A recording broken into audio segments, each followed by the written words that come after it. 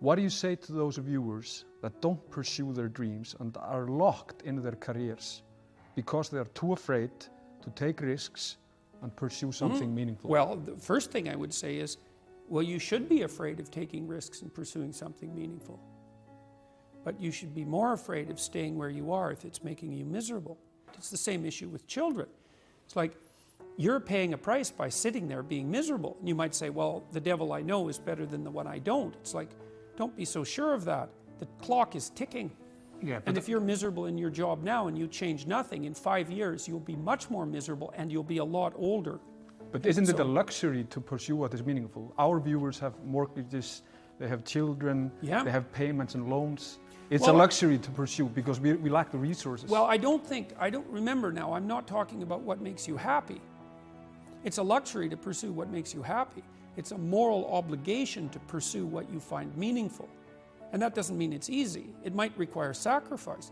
If you need to change your job too, let's say you have a family and children and a mortgage, you have responsibilities. You've already picked up those responsibilities. You don't just get to walk away scot-free and say, well, I don't like my job, I quit. That's no strategy. But what you might have to do is you think, well, this job is killing my soul. All right, so what do I have to do about that? Well, I have to look for another job. Well, no one wants to hire me. Maybe you need to educate yourself more. Maybe you need to update your curriculum vitae, your resume. Maybe you need to overcome your fear of being interviewed.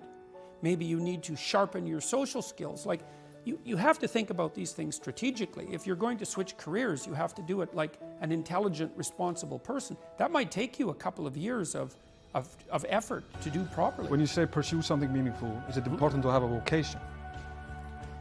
I think it's more important to have an ethos, an ethic. The first thing that you want to do is figure out, imagine you were taking care of yourself, like you were someone you cared for. Then you should figure out, well, if you could have what you needed and wanted, what would it be? What sort of friends would you have? What would your family relationships look like? How would you conduct yourself with your children? How would you educate yourself? You need to think through how it is that your life could be properly arranged if you had that ability. And then you can aim at that. And the funny thing is that if you do posit a goal of that sort and work towards it, you will move towards it. The goal will change because you'll learn things along the way. But I mean, I've dealt with hundreds of people in my clinical and consulting practice, and we set a goal, we develop a vision, and work towards it, and things inevitably get better for people. So it's not a luxury, it's difficult. It's a moral responsibility, and it isn't happiness. It's not, the pursuit isn't for happiness.